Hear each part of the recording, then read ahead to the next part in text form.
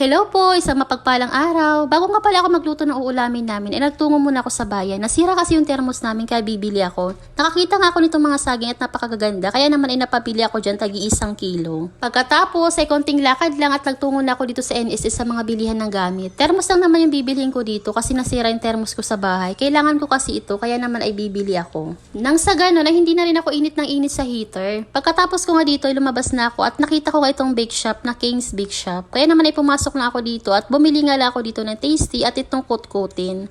At pagkabayad ko nga ay dali-dali na nga rin ako umuwi kasi magluluto pa ako ng ulam. At pagkalating ko nga dito sa bahay ay ito hahanda ko ng mga sangkap na gagamitin ko. Pork menudo pala yung lulutuin ko ngayon for today's video. Gagamit lang ako dito ng patatas, carrots, bawang sibuyas, hotdog at wala pala akong nabiling bell pepper pero okay na yan. Una ko nga ginagawa dito ay pinapan-fry ko muna itong mga gulay. Sinunod ko na rin yung patatas pagkalagay ko nga ng carrots. Ipan-fry natin sandali at pagka okay na, set aside lang natin. At dito sa same pan, dito na rin tayo magigisa ng bawang at sibuyas. Depende na sa inyo kung gaano karaming sibuyas at bawang ilalagay nyo. Naglagay pa pala ako ng 1 kutsara ng margarine.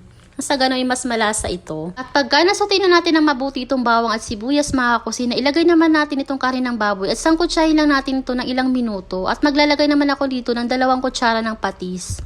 Para sa akin kasi mga kusina, ay napakabango kapag naisasangkot siya ito sa patis. At kung ayaw nyo naman ng patis, ay skip lang natin ito. Din takpan natin ito for about 10 minutes. Nakalipas ng 10 minuto mga kusina, ay ganito na itsura natin kanin. Naglabas na ito ng sarili niyang tubig. Ngayon maglalagay naman tayo ng tomato paste. Kalahati pala ito ng 150 grams na tomato paste yung aking inilagay. Halu-haluin lang natin ito mga kusina. Pwede rin tayo dito maglagay ng tomato sauce. Depende na sa inyo, pero para sa akin ay okay na yan. Maglalagay din pala ako dito mga kusina ng mga 2 kutsara naman itong liquid seasoning at optional lang yan. Kaunting paminta at asin, tansya-tansyahin lang natin. Naglagay din ako ng 3 teaspoon naman ng sugar para maging balanse yung alat o lasa nito. Ituloy lang natin yung paghahalo nito mga kusina at maglalagay naman tayo dito ng 1 baso ng tubig para mas mapalambutan itong ating karin ng baboy. Papalambutin ko nga lang ito sa loob ng 20 minutes. Maglalagay din pala ako dito ng 2 dahon ng laurel. Pagkaraan nga ng 20 minutes mga kusina ay ganito na nga yung itsura ng ating menudo. Medyo nagmamantika na nga siya mga kusina. Tinutusok ko nga ito ng tinidor at malambot na nga yung karne. Kaya naman inilagay ko na itong ating mga gulay na pinan-fry kanina.